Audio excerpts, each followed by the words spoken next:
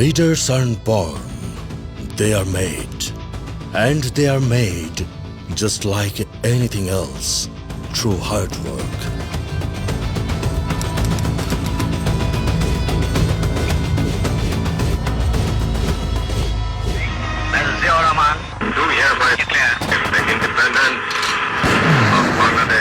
মহান স্বাধীনতার ঘোষক জেনারেল জিয়াউর রহমানের যোগ্য উত্তরসূরি তারেক রহমান তখন কারাগারের অন্ধকার প্রকোষ্ঠে মায়ের সাথে বন্দী। স্বাধীনতার ঘোষণা থেকে বিজয় অর্জন পর্যন্ত সীমাহীন রক্ত, আপোষহীন ত্যাগ ও সংগ্রামের মধ্য দিয়ে জন্ম নেয় একটি স্বাধীন দেশ, বাংলাদেশ, যার জন্মের ইতিহাসের সাথে মিশে আছে তারেক রহমানের নাম, যার কাছে বাংলাদেশি প্রথম, বাংলাদেশি শেষ। প্রথম বাংলাদেশ আমার, শেষ বাংলাদেশ, জীবন বাংলাদেশ আমার, মরণ বাংলাদেশ, বাংলাদেশ, বাংলাদেশ, বাংলাদেশ। 1981 সালে প্রেসিডেন্ট জিয়াউর রহমান শহীদ হবার পরের 11 বছরে একই সাথে তেজোদ্দীপ্ত কর্মী ও বুদ্ধিদীপ্ত নেতা হিসেবে গড়ে তোলেন নিজেকে। আমার এই শার্টটাই আব্বুর ছিল আগে, এটাই বানিয়ে দিয়েছে। বাবার শার্ট রিসাইজ করে পরা ছেলেটি স্বনির্ভর বাংলাদেশ গড়ার প্রত্যয়ে বাংলাদেশী জাতীয়তাবাদকে ধারণ করে 1988 সালে বগুড়ার গাবতলী উপজেলা বিএনপির ফর্ম পূরণের মাধ্যমে প্রাথমিক সদস্যপদ লাভ করে আবির্ভূত হন রাজনীতির মহামঞ্চে। সাংগঠনিক দক্ষতায় 1992 সালে গাবতলী উপজেলা বিএনপির 1 নম্বর সদস্যপদ লাভ করেন। 21 বছরের স্বাধীন দেশের মানুষের অর্থনৈতিক ও রাজনৈতিক মুক্তির বার্তা নিয়ে পথে প্রান্তরে ছুটে চলেন 25 বছরের এক দুর্দমনীয় দেশপ্রেমিক তরুণ। এরপর বগুড়া জেলা কমিটির 1 নম্বর সদস্য হয়ে চৌকস নেতৃত্বে 75টি সাংগঠনিক জেলার মধ্যে বগুড়া জেলা বিএনপিকে করে তোলেন রোল মডেল।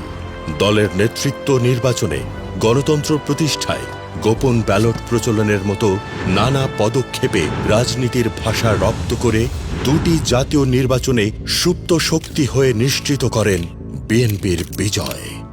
2001 সালে বিএনপির অবিস্মরণীয় বিজয়ের নেপথ্যে মূল নায়ক ছিলেন তারেক রহমান। পিতার একটি উদ্যোগ, একটু চেষ্টা এনে দেবে সচ্ছলতা, দেশে আসবে স্বনির্ভরতা স্লোগানে কণ্ঠ মিলিয়ে তার অসমাপ্ত স্বপ্ন বাস্তবায়নে জিয়াউর রহমান ফাউন্ডেশন গড়ে তুলে স্বনির্ভর বাংলাদেশ বাস্তবায়নের পথ আলোকিত করেন তারেক রহমান। সরকারের রাষ্ট্রীয় পদবীর লাল গালিচাকে পাশ কাটিয়ে অন্তরে মাটির গান নিয়ে বাংলার পথে প্রান্তরে ছুটে মিশে গিয়েছেন গ্রামীণ উন্নয়ন, নারী ও শিশুদের বিকাশ, স্বাস্থ্যসেবার নিশ্চয়তা, অবকাঠামোর ভিত্তি সুদৃঢ়করণ আর শিক্ষামান নিশ্চিতের সুকঠোর সংগ্রামে। কর্মীদের প্রবল ভালোবাসায় 2002 সালে বিএনপির সিনিয়র যুগ্ম মহাসচিবের দায়িত্ব গ্রহণ করেন। 2005 সালের জানুয়ারি থেকে টানা 3 মাস দেশের প্রতিটি ইউনিয়নে তৃণমূল প্রতিনিধি সভায় কর্মীদের কথা শুনেছেন গভীর মনোযোগে, নিয়েছেন দেশ পরিচালনার দীক্ষা। তাঁর প্রাণান্তকর প্রচেষ্টায় দেশ যখন এগিয়ে যাচ্ছিল সমৃদ্ধির শিখরে, ঠিক তখনই দেশি বিদেশি ষড়যন্ত্রে গুটি কয়েক সুযোগ সন্ধানী মাধ্যমে শুরু হয় বাংলাদেশকে অস্থিতিশীল করার পায়তারা। তারেক রহমানের নামে রটানো হয় অলৌকিক সব কল্পকাহিনী।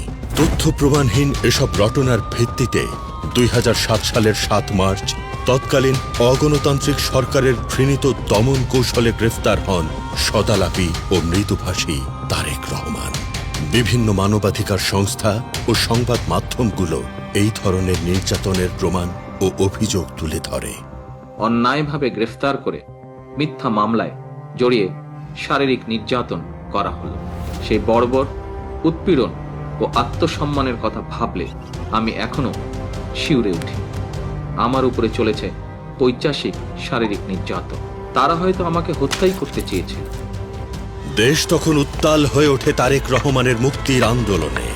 তার তীব্র জনসমর্থনের কারণে পরিস্থিতি অবনতির আশঙ্কায় 18 মাস পরে তাকে জামিন দিতে বাধ্য হয় সেই অগণতান্ত্রিক সরকার। উন্নত চিকিৎসার জন্য যুক্তরাজ্যের উদ্দেশ্যে রওনা হন জনতার প্রিয়জন তারেক রহমান। বিএনপির পঞ্চম জাতীয় কাউন্সিলে সিনিয়র ভাইস চেয়ারম্যান হিসেবে নির্বাচিত হন তারেক রহমান। 2018 সালে ফ্যাসিস্ট সরকারের নাটকীয় বিচারিক আদালত বিএনপি চেয়ারপারসন বেগম খালেদা জিয়াকে কারাদণ্ড দেবার পর বাংলাদেশ জাতীয়তাবাদী দলের ভারপ্রাপ্ত চেয়ারম্যান হিসেবে দায়িত্ব গ্রহণ করেন তারেক রহমান। শুরু হয় এক নতুন যাত্রা, টেক ব্যাক বাংলাদেশ। আমাদের উদ্দেশ্য মানুষের ভোটের অধিকার প্রতিষ্ঠা করা। Take back Bangladesh. মানুষের গণতান্ত্রিক অধিকারকে ধ্বংস করে যখন ফ্যাসিস্ট সরকার একতরফা নির্বাচন করল, তখন তিনি গণতন্ত্রের অতন্দ্র প্রহরী হয়ে রইলেন।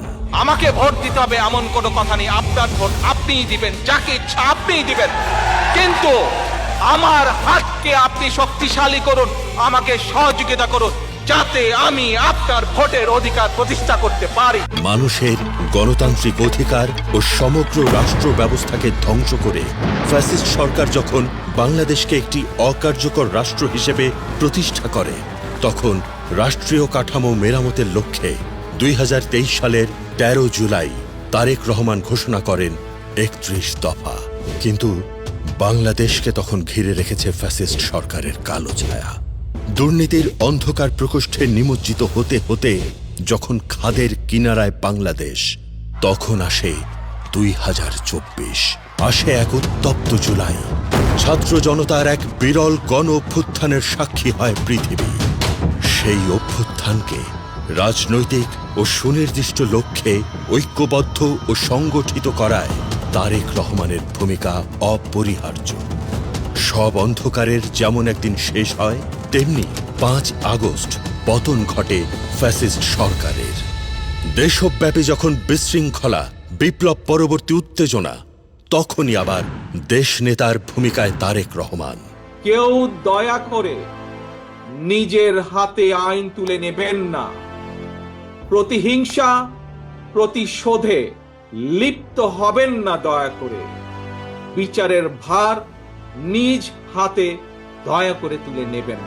36 বছরেরও বেশি সময় ধরে পাড়ি দিয়েছেন ঝঞ্ঝা বিক্ষুব্ধ পথ, সামাল দিয়েছেন বহু শোক ও সংকট।